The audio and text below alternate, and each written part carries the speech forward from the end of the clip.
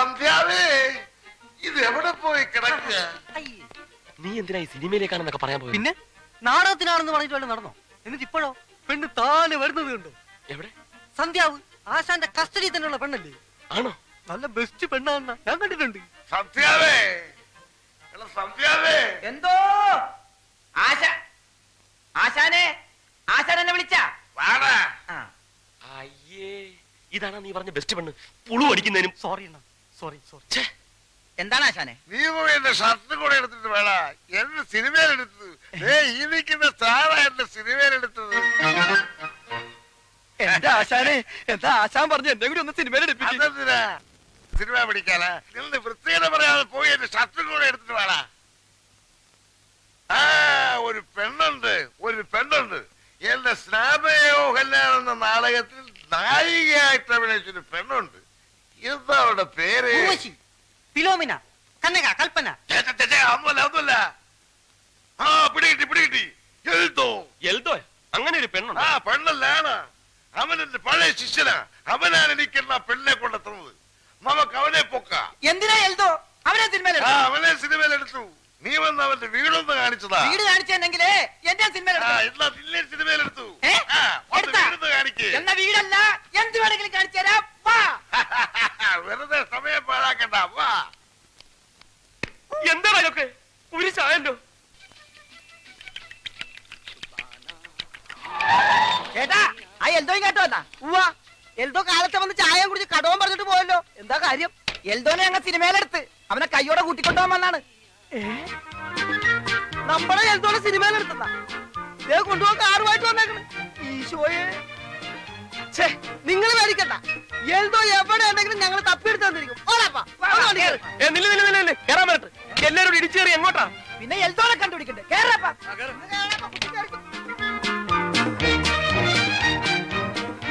എങ്ങോട്ട് പോവുക? ഇതിനകത്തെ തിക്കും തിരക്കിലും പൊടിഞ്ഞു പോകും. കടയിൽ ആരും ഇങ്ങോട്ട് മാറിയേ. ഒന്ന് ഒതുങ്ങിയിരിക്കുവോ? എടാ വിട്ടോ, ഇനി സ്ഥലമില്ല. വണ്ടി എഴുന്നൂറൊക്കെ നിർത്തിയാ മതി.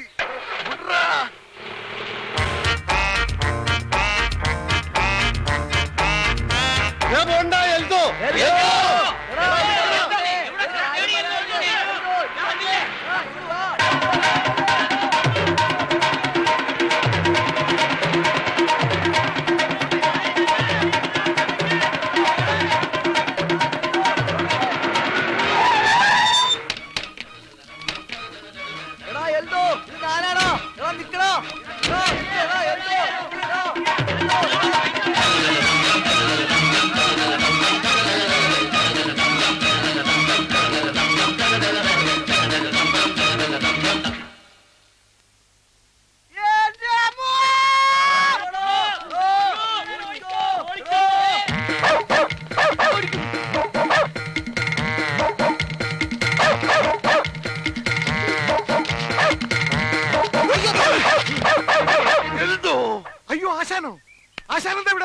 നിന്നെ അന്വേഷിച്ചു തന്നെ. നീ ഇതിലെ ഓടിയത്?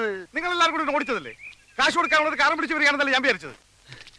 എടാ എൽദോ, നിന്നെ സിനിമയിലെടുത്തടാ. നിന്നെ സിനിമയിലേക്ക് കൊണ്ടുപോകാനാണ് ആശാൻ കാറും കൊണ്ടുവന്നേക്കണത്. ആശാനെ ദൈവമാണ് ആശാനെ. എന്തോ പണ്ട് നമ്മുടെ സ്നാപയോഹ എന്ന നാടകത്തില് സലോമിയായിട്ട് അഭിനയിച്ചൊരു പെണ്ണില്ലേ? അവളെ നീ ഏതേ കൊണ്ടുവന്നത്? അതെ, അവളെ വേണം. എന്തിന്? നമ്മുടെ കൂടെ സിനിമയിൽ അഭിനയിക്കാൻ. എന്താ അവളുടെ പേര്? അവളുടെ പേര് എന്റെ ദൈവമേ, പേര് വേണ്ട. പേര് കിട്ടിയില്ലേലും കുഴപ്പമില്ല, നമുക്ക് വേറെ പേരിടാം. അവളുടെ വീട് എവിടെയാണെന്ന് അറിയാവോ? അതെനിക്കറിയാം. എന്നാ പിന്നെ വണ്ടിയിലോട്ട് കയറി. എന്റെ അമ്മോ, കുറെ ദൂരെയാണ്, ചെല്ലാൻ സന്ധ്യയാവും. കുറെ വളവും തിരിവൊക്കെ ഉണ്ട്. വളയ്ക്കാനും തിരിക്കാനും ഒക്കെ പറ്റുന്ന ഒരു സാധനമാണിത്. അണ്ണാ, നീ വണ്ടിയിലോട്ട് കയറി. ഏത് പാതിരാത്രി ആണെങ്കിലും നമ്മൾ അവളുടെ വീട്ടിൽ ചെന്നിരിക്കാം. എല്ലാരും കേറടാ. ഒരലി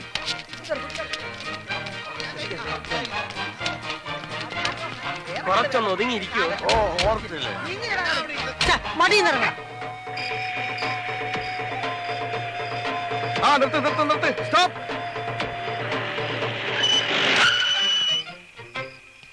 ആശാനെ, ദാ കാണുന്നതാണ് വീട്. ആശാനും സാറും കാറിൽ തന്നെ ഇരുന്നാ മതി. ഞങ്ങൾ പോയി വേഗം വിളിച്ചിട്ട് വരാം. വേഗം വരണേ. അതേ വന്നി.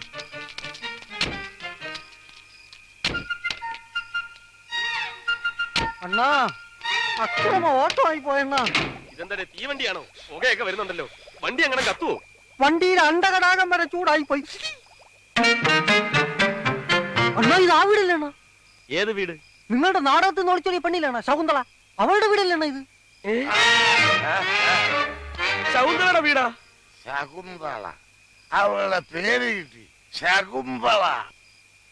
എടോ, തനിക്ക് നേരത്തെ പറഞ്ഞ് തൊലച്ചൂടായിരുന്നു. മലന്നുപോയി. അവള് കൈവിട്ടു പോയി. വേറെ ആരോടൊക്കെ മദ്രാസ് ചെയ്തോണ്ട് അവളെ കൂട്ടിക്കൊണ്ടുപോയി. വിടണ വണ്ടി മദ്രാസിലേക്ക്. മദ്രാസിലേക്കോ? ആ, ഇപ്പൊ വിട്ടാ നാളെ വൈകുന്നേരത്തിന് മുമ്പ് മദ്രാസ് ചെന്നാളെ പൊക്കാം. എല്ലാം കയറി അട്ടിയിട്. കേറാൻ പറ്റത്ത്. ഇങ്ങോട്ട് മാറിയുന്നേ, ഇങ്ങോട്ട് മാറിയുന്നേ. വണ്ടി കേടാണ്, കണ്ടില്ലേ? പോവില്ല. കേടാണെങ്കിൽ എന്താ, തള്ളിയാ പോലെ. എല്ലാരും കൂടെ തള്ളടാ. ഞങ്ങള് തള്ളാം സാറേ, വേണമെങ്കിൽ മദ്രാസ് വരെ തള്ളാം. എന്നാ പിന്നെ തള്ളു. മോനെ തിരച്ച് വണ്ടി കയറേ. സാറേ, വേണ്ടി വന്ന മദ്രാസ് ഇങ്ങോട്ട് തള്ളാം.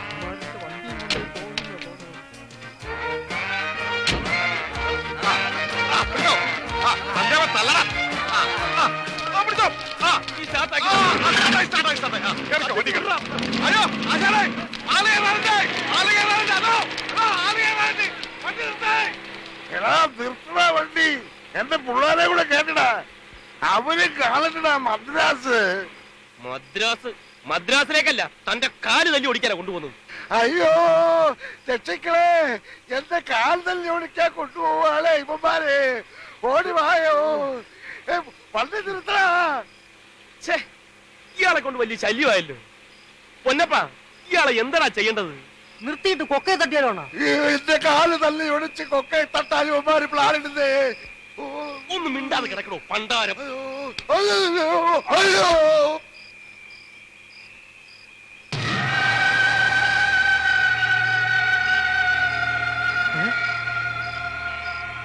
അയ്യോ, അതെന്തുവാ? വല്ല യക്ഷോ മറ്റോ ആണോ? ഏയ്, ഇത് മറ്റേ കേസാ. നീ ഹോണടിച്ച് വണ്ടി വിട്.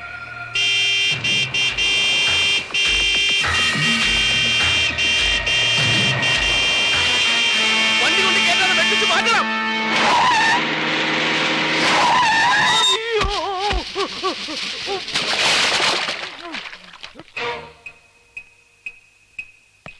നീ എന്തോടി ചാകാരം ഇറങ്ങിയിരിക്കുവാന്നോ?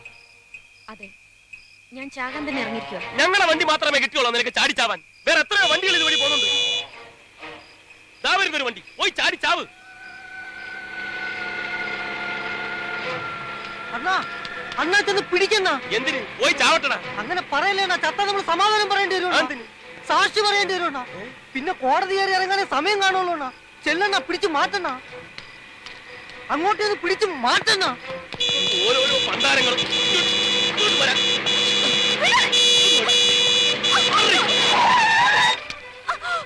ഭാര്യയും ഭർത്താവും ആണെങ്കിൽ റോഡിലല്ല, വീട്ടിൽ പോയി കിടന്ന് വഴക്കുണ്ടാക്കി.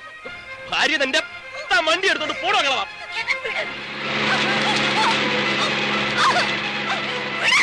എന്നിട്ടെന്തിനാ ചാവാനല്ലയോ? അങ്ങനെ ഇപ്പൊ നീ ഞങ്ങളെ മുമ്പിൽ കിടന്ന് ചാവണ്ട. നീ ചാവണ്ടെന്നൊന്നും ഞാൻ പറയുന്നില്ല. നീ ചത്തോ, ഞങ്ങൾ പോയിട്ട് ചത്തോ. കോടതി കയറാനും സാക്ഷി പറയാനൊന്നും ഞങ്ങളെ കിട്ടത്തില്ല.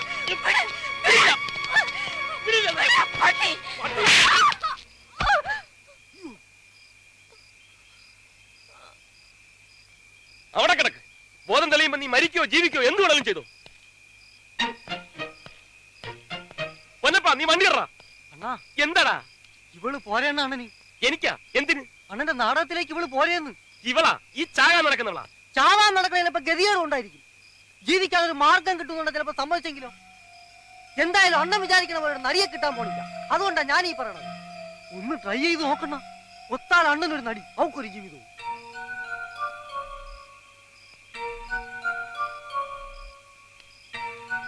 അണ്ണാ, പാവണ്ണ, അവക്കൊരു ജീവിതം കൊടുക്കണ്ണ. ഒരു കൈ നോക്കല്ലേടേ? ആ അണ്ണ. എന്നാ വാ പൊക്കാം.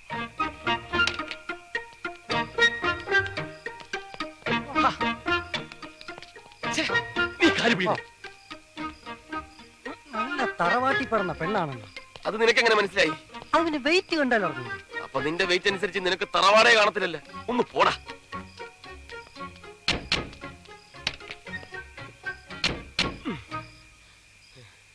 അണ്ണാ, എന്താടാ പിന്നെയും കണ്ണാ? അയാൾ എവിടെയെന്നാ? ഏയാള് ഗർവാ സീസാശൻ. ശരിയാണല്ലോ, അയാളെവിടെ? ഈ ബഹളത്തിനിടയ്ക്ക് എവിടെയെങ്കിലും ഇറങ്ങി പോയിട്ടുണ്ടാവോ? പോട്ട്, ഏതായാലും നന്നായി. നീ വണ്ടി വിട്. മത്തായി ചേട്ടാ, മത്തായി ചേട്ടാ, ബാലകൃഷ്ണ, മത്തായി ചേട്ടാ, ബാലകൃഷ്ണ, ദേ വരുന്നുണ്ട്. ഗോപാലകൃഷ്ണൻ നടിയും കൊണ്ട് വരുന്നുണ്ട്.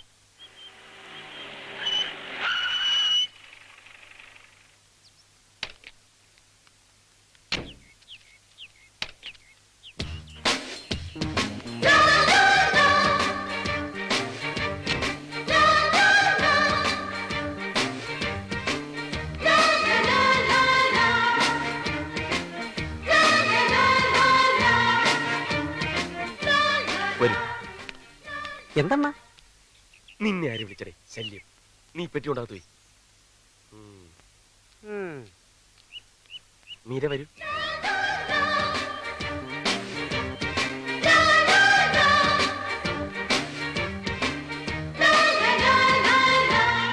എന്നെ പറ്റി പ്രത്യേകിച്ച് പറ. അകത്തോട്ട് കയറിക്കൊള്ളൂ.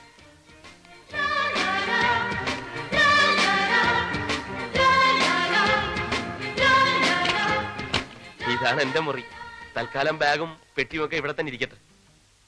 ഫ്രഷ് ആവണമെന്നുണ്ടെങ്കിൽ ബാത്റൂം പുറത്തുണ്ട്, കിണറും അതിനടുത്ത് തന്നെ ഉണ്ട്.